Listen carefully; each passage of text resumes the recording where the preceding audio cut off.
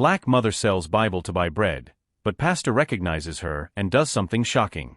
The scorching Atlanta sun beat down mercilessly on the sidewalk in front of Miller's Family Bakery as Helena Washington, 28, pressed her 4-month-old daughter Sophia against her exhausted chest. Every bead of sweat that trickled down her face told a story of silent sacrifice. A single mother who hadn't eaten in 2 days to ensure she still had a few drops of breast milk to offer her daughter. Helena's faded clothes contrasted starkly with the gleaming prosperity of downtown Atlanta. Well-dressed executives hurried by, talking on their phones about deals worth millions, while Helena held all her wealth in her arms, a child who depended entirely on her for survival. Passers-by didn't just avoid her gaze, they treated her like an urban obstacle to be circumvented. Some whispered cruel comments about just another beggar on the streets, words that pierced Helena's soul like sharp blades. But her dignity remained unshaken, an inner fortress built through years of facing a world that constantly tried to diminish her worth. "Please," Helena murmured to each person who passed by, her voice carrying a vulnerability that few allowed themselves to acknowledge. In her trembling hands, she clutched a black leather Bible, worn by time, its golden edges faded from decades of reverent use. "It's only $20 to buy bread for my daughter." That Bible represented more than financial desperation, it was the last tangible connection to her family heritage. Inherited from her maternal grandmother, Faith Washington, who had died when Helena was only 15, the Bible had always been treated as a precious but ordinary family heirloom. Helena had never suspected that the copy dated back to 1885, with meticulous handwritten notes documenting generations of faith, resilience, and survival. The yellowed pages contained much more than sacred verses. In the margins, written in faded ink, were records of births, marriages, baptisms, and funerals, a complete genealogy spanning the darkest periods of American history. Each note represented a life that had refused to be erased by circumstance. "Forgive me, Grandma Faith," Helena whispered, kissing the cover of the Bible through tears that mingled with sweat from the merciless Atlanta heat. "But Sophia needs to eat, and I have nothing else to give." It was in that moment of utter desperation that Pastor David Carter, 45, was leaving the weekly administrative meeting of his thriving First Baptist Church. As the leader of a congregation that served primarily Atlanta's upper middle class, Pastor David was accustomed to dealing with abstract problems, questions of doctrine, ministry expansion, planning community events for people who had never known true need. But when his eyes focused on Helena's face, something extraordinary happened. The world around him seemed to slow down, as if time itself recognized the importance of that moment. Pastor David stopped abruptly, his briefcase of church documents nearly slipping from his hands, as if he had seen an apparition that defied all logic. "Helena Washington?"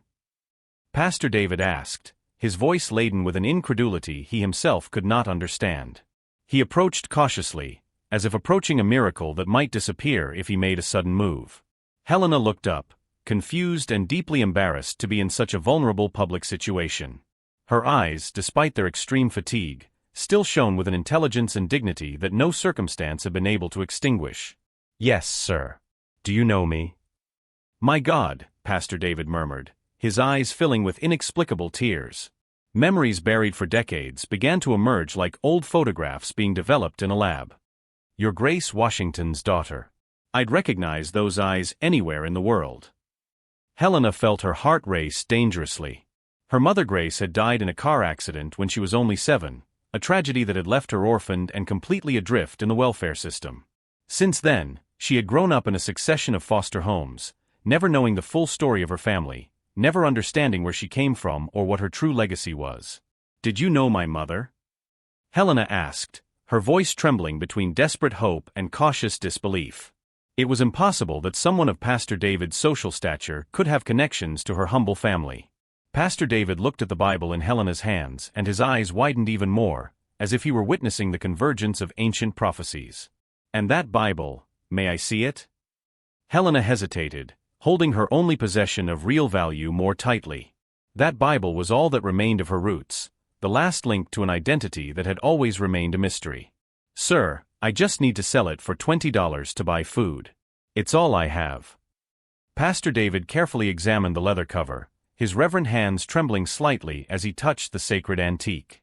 When he opened it to the first page, he saw something that made his world come to a complete standstill, an inscription in faded gold ink, written in elegant 19th-century calligraphy, "To Faith Washington, with eternal love, the Carter family, 1885. Helena, Pastor David said, his voice laden with a deep emotion she couldn't quite comprehend, you have no idea who you really are. If you're intrigued by this impossible story that connects the past and present through faith and destiny, don't forget to subscribe to the channel to find out how this chance encounter will completely change the course of two families. Pastor David led Helena through the busy streets of Atlanta to the quiet interior of First Baptist Church, a sanctuary where the golden light from the old stained glass windows created an almost sacred atmosphere. Sophia had stopped crying, as if the child herself could sense the change in spiritual energy around her. Helena clutched the Bible to her chest, still trying to process the surreal transformation happening in her life. The interior of the church contrasted dramatically with the daily struggle Helena knew. Polished wooden pews, an ornate altar, and a sense of peace she hadn't experienced in years. It was a world of stability and prosperity that had always seemed unattainable to people like her. Helena, I need to tell you something about your family that will completely change your perspective on who you are, Pastor David said, his hands trembling slightly as he opened a dusty file from his pastoral desk. The documents inside looked old, preserved with a care reserved only for historical treasures. Your grandmother, Faith Washington, was not just an ordinary woman. She was my great-aunt. Helena felt her legs go weak, as if the ground beneath her feet had become unstable. What do you mean? That's impossible. Faith was the sister of my great-grandfather, Samuel Carter. During the times of slavery, our family was brutally separated by the plantation system. Pastor David showed her yellowed photographs, historical documents that looked like pages from a museum. Faith was sold to a plantation in Alabama when she was only 16, and our family lost contact with her for decades. This Bible was a parting gift from the Carter family when she was taken away. Helena stared at the photographs with growing disbelief. One of the images showed a young woman who was practically identical to her, the same expressive eyes, the same facial structure, even the same way of tilting her head. The woman in the photograph was holding the same Bible that was now in her hands. That means we're, Helena began, her mind struggling to process the implications. Family. You are my distant cousin, Helena. And this Bible is worth far more than you could ever imagine. Pastor David picked up a professional magnifying glass from his desk and showed Helena details she had never noticed in years of handling the Bible.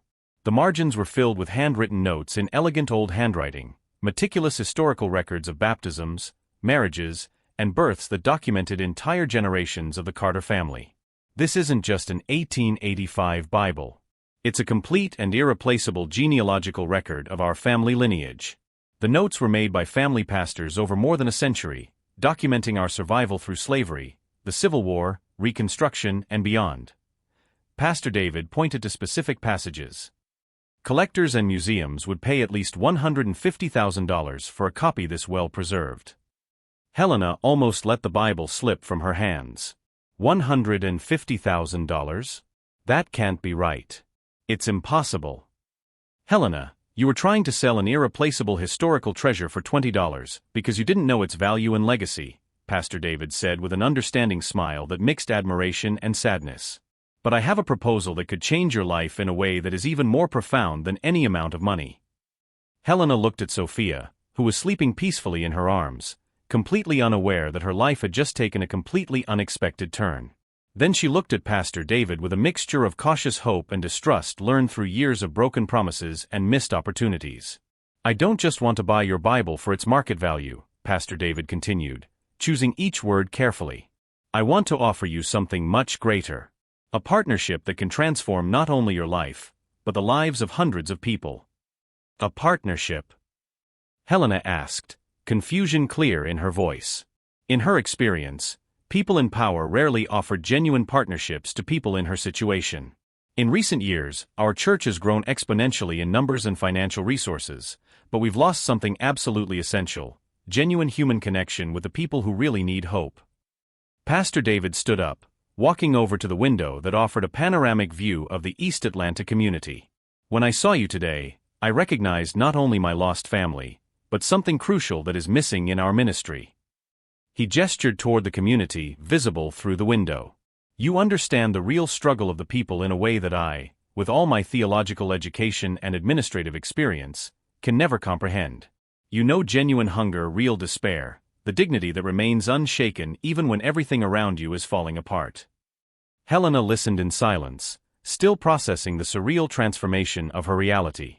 A few hours earlier, she was a desperate mother trying to trade her only family heirloom for food. Now she was discovering she was a descendant of an important historical lineage and was being invited into a ministry partnership that defied all social logic. "What exactly are you proposing?" Helena asked, her voice carrying a caution learned through years of disappointment and empty promises. "That you become my full-time pastoral partner. I have the theological and administrative experience and the financial resources. You have something I never had and never could develop, the authenticity of real experience of someone who has personally faced every obstacle our community faces on a daily basis." Pastor David sat back down, looking directly into Helena's eyes with a sincerity she had rarely encountered. "Together, we can transform this church into something revolutionary."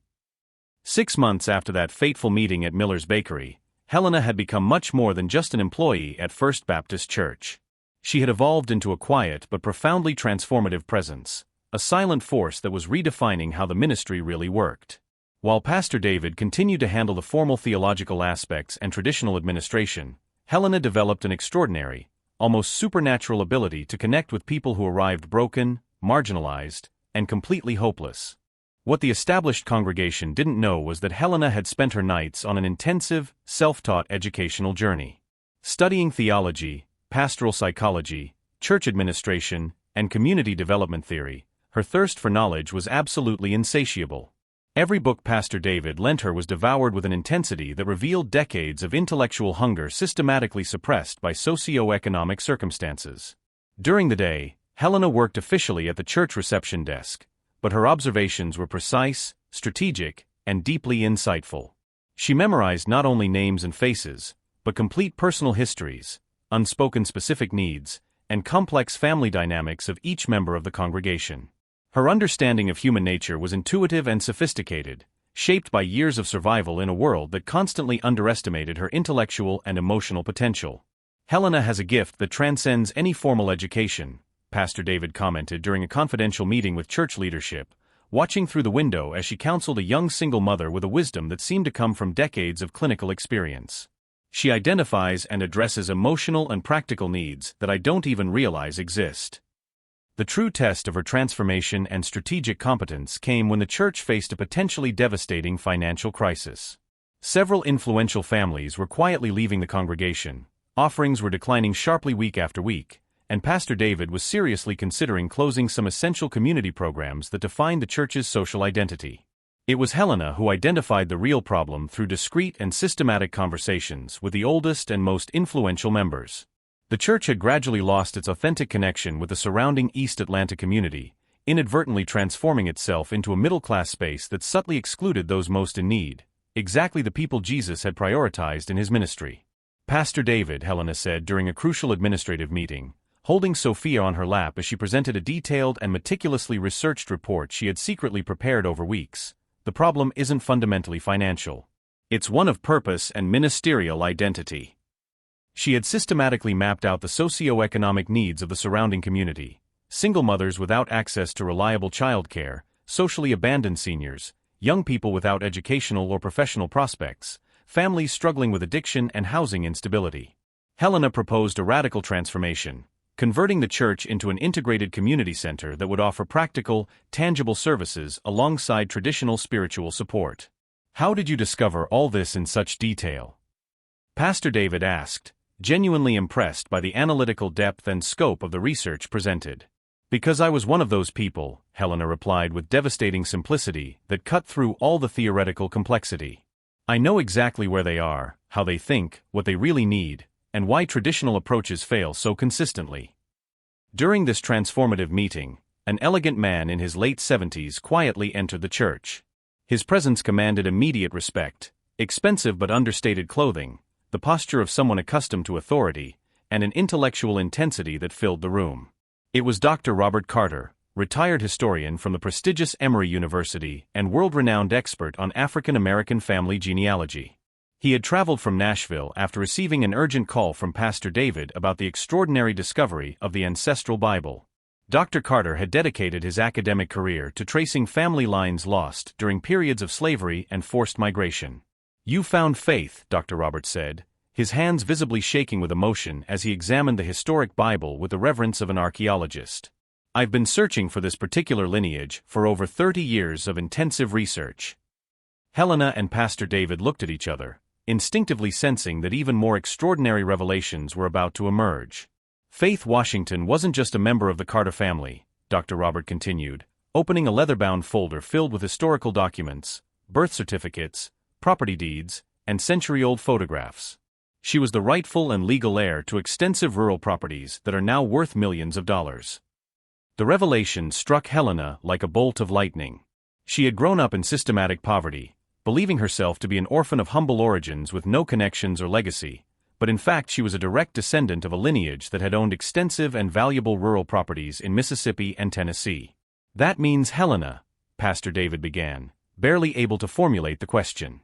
"You are the legal heir to approximately 2,000 acres of highly productive farmland, as well as significant interests in 3 rural businesses that your family founded and developed in the 19th century, Dr. Robert confirmed with official documentation. Helena glanced at Sophia, who was unconsciously playing with the pages of the family Bible, and realized that her daughter had inherited not only the poverty she had always known, but a legacy of wealth and influence that could transform future generations of her family. The pastoral office of First Baptist Church had never witnessed such palpable tension and transformative possibilities. Helena held Sophia close to her chest as Dr. Robert Carter methodically spread legal documents across the polished wooden table, each piece of paper representing a wealth she had never imagined possessing or inheriting. Pastor David watched silently, understanding that the future of everything they had built together over the past few months depended entirely on Helena's next words and decisions. "Helena," Dr. Robert said in a respectful but urgent voice, "we are talking about properties and assets valued at over $10 million, not including business interests that continue to generate passive income. You could literally live like a rural aristocrat for the rest of your life." Helena carefully examined the professional photographs of the properties. Thriving Mississippi farms with high-quality cattle, plantations stretching to the horizon like green oceans, stately colonial homes that looked like sets from historical films about the American rural aristocracy. It was a world of privilege and stability completely removed from the reality of struggle and survival she had always known. "There is one complicating factor," Dr. Robert continued, his academic expression becoming more serious and pragmatic. "In order to legally claim the inheritance and keep the properties productive, you would need to physically move to the properties, take over management personally, and integrate yourself into the established social circle of rural landowners in the region." Pastor David finally broke the contemplative silence that had dominated the room. "Helena, this would completely and irreversibly change your life. You could provide Sophia with all the educational, social, and financial opportunities you never had." Helena slowly rose and walked to the panoramic window, looking out at the humble community of East Atlanta that stretched beyond the well-maintained walls of the church. She saw mothers like she had been just months before, carrying children while facing the brutal daily uncertainty of not knowing if they would have food on the table at the end of the day. She saw young people with no educational or professional prospects, socially abandoned elderly people, families fragmented by systematic poverty and a lack of real opportunities. "Dr. Robert," Helena said slowly, her voice carrying a maturity that impressed both men, "answer me one fundamental question. If I accept this inheritance and move away, what happens to the community transformation work we started here?" "Well," he hesitated, clearly not expecting this line of questioning, "I imagine you would hire professional administrators for the properties and could maintain some philanthropic involvement from afar." Helena shook her head with a determination that surprised even herself. "That's not what I'm talking about. I'm asking about the real people who depend on someone who genuinely understands and has lived their struggle." Pastor David stepped closer, recognizing in Helena's posture a natural leadership that was emerging. "Helena, you don't necessarily have to choose between helping people and having personal financial security." "No." Helena turned to him with an intellectual and moral intensity that surprised both men. "What if I say I'll accept the inheritance, but only on one non-negotiable condition?" Dr. Robert furrowed his academic brow. "What kind of specific condition?" "That we transform these rural properties into the largest and most innovative rural social development center in the United States," Helena declared with a conviction that echoed through the room like a prophetic proclamation. "I don't want to be a traditional landowner. I want to be the strategic administrator of a revolutionary project that multiplies real opportunities for families just like mine." The silence that followed was thick with transformative possibilities that none of the three had previously considered. Helena had proposed something that completely transcended conventional expectations, using her inheritance not to escape her humble origins, but to transform them into a systematic platform for social change. "Helena," Pastor David said with growing pride and genuine admiration, "you are consciously proposing to give up a life of personal privilege to create structural opportunities for others."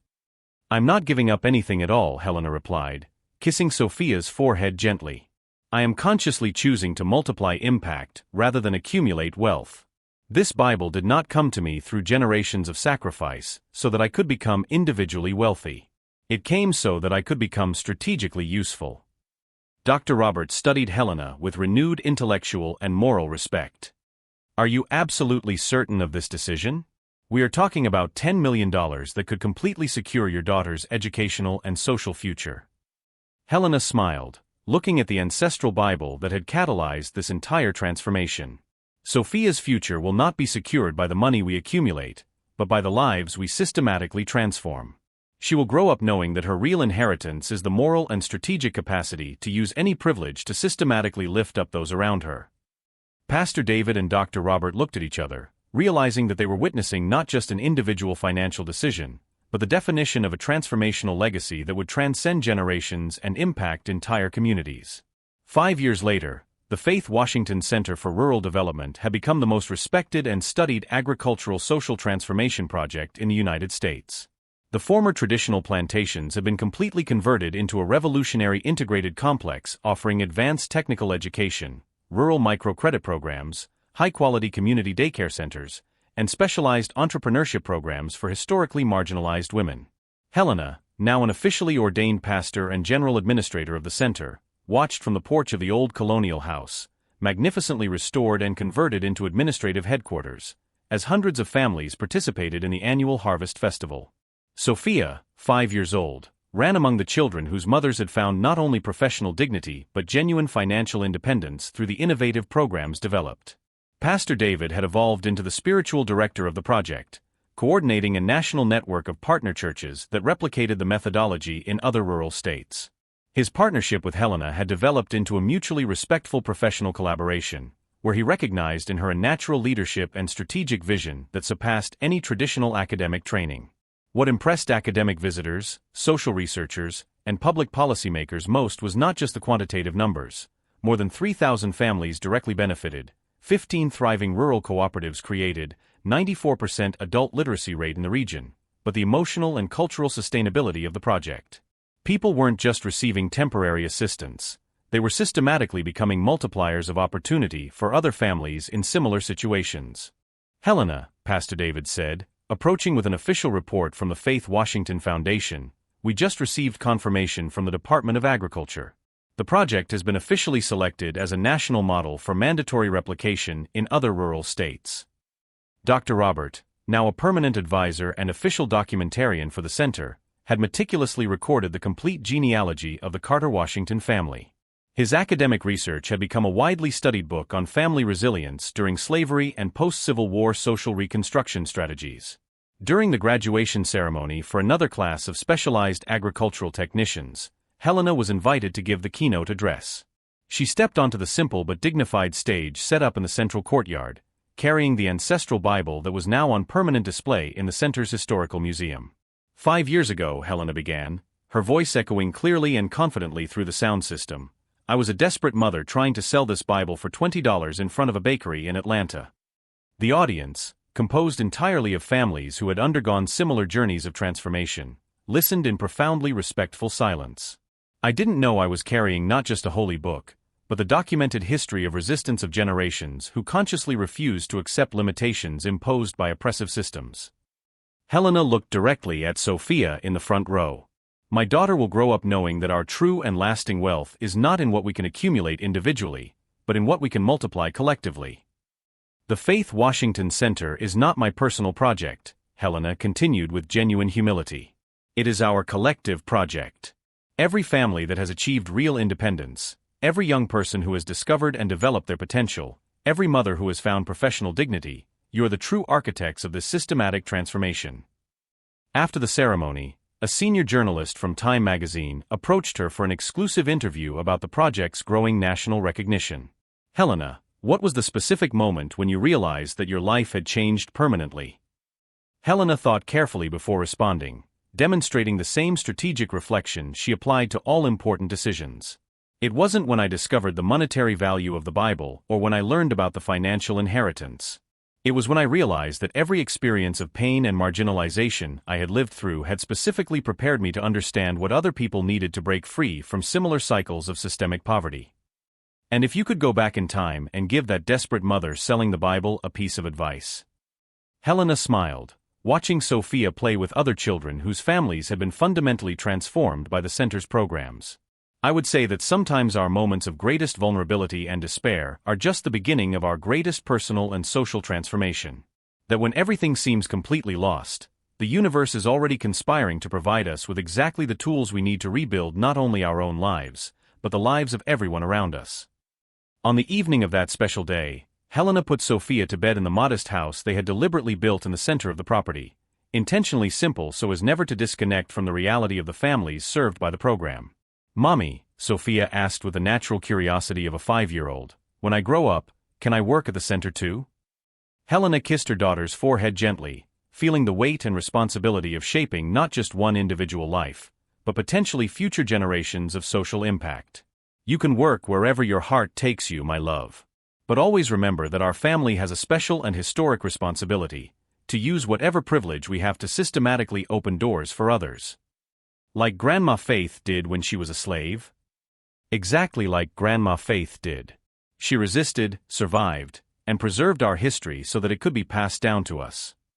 That night, as Helena reflected on the extraordinary journey of the past 5 years, she realized that the transformation had been much deeper than simply moving from poverty to prosperity. She had discovered that her purpose was not to escape her origins, but to transform them into a platform to systematically lift others up. The center had become a national model not only for its impressive statistics, but for its revolutionary philosophy that placed human dignity and sustainable development above maximum profit. Technical education programs trained experts in sustainable agriculture. Women's cooperatives created handmade products that were sold in premium urban markets. High-quality daycare centers allowed single mothers to work and study simultaneously. Dr. Robert had documented that the center was breaking cycles of poverty that had persisted for generations. Children who grew up in the program were now entering universities on full scholarships. Young people who had arrived with no prospects were starting their own businesses. Families who had known only instability were buying their own homes. The most revolutionary thing, Dr. Robert noted in his final book on the project, is that Helena Washington proved that true wealth is not accumulated, but multiplied. Every dollar invested in human development returned dozens of dollars in productivity, innovation, and social stability. During the center's 5th anniversary, Helena was invited to speak at the National Congress on Rural Development Policies. Representatives from 12 countries visited the center to study the model. Harvard University created a specific study program based on the methodology developed. "When I began this journey," Helena told an audience of congressmen, "I had nothing but a hungry daughter and a Bible that I didn't know was valuable. Today, hundreds of families have not only food on the table, but ownership of their own lives and futures." She paused, looking at Sophia in the visitors' gallery. "My daughter will grow up knowing that our greatest inheritance is not the acres we own, but the lives we touch. That our responsibility is not to maintain privilege, but to democratize opportunity." Pastor David, watching from his seat in the audience, remembered the desperate woman he had met 5 years earlier. The transformation was so complete that it sometimes seemed impossible that they were the same person. But it was exactly the same determination, the same unshakable dignity, now applied on a much larger scale. On the last night before returning to the center, Helena visited Miller's family bakery, where it had all begun. The owner recognized her immediately. The story of her transformation had become local legend. "You're the woman from the Bible," he said admiringly. "The one who built that amazing center."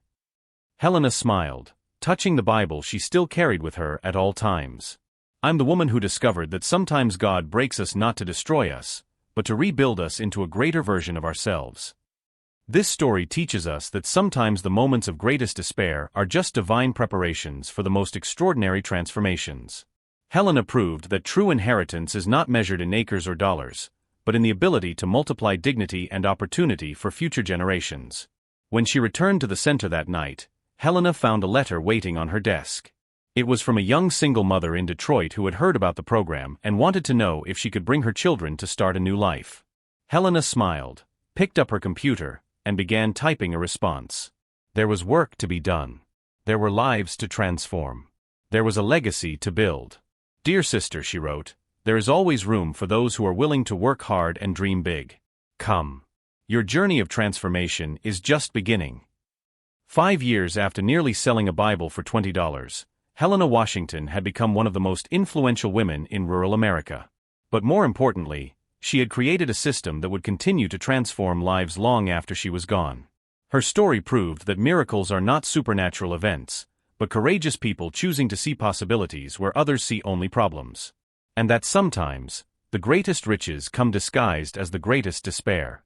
If this story touched your heart and made you believe that it's never too late to discover your true purpose, leave your like below. Subscribe to the channel for more stories that prove miracles happen when we choose to transform our pain into purpose.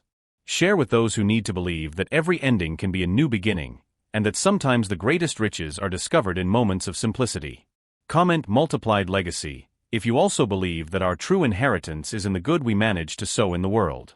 Remember, we often carry treasures without knowing it, not only in material objects, but in experiences that empower us to transform lives.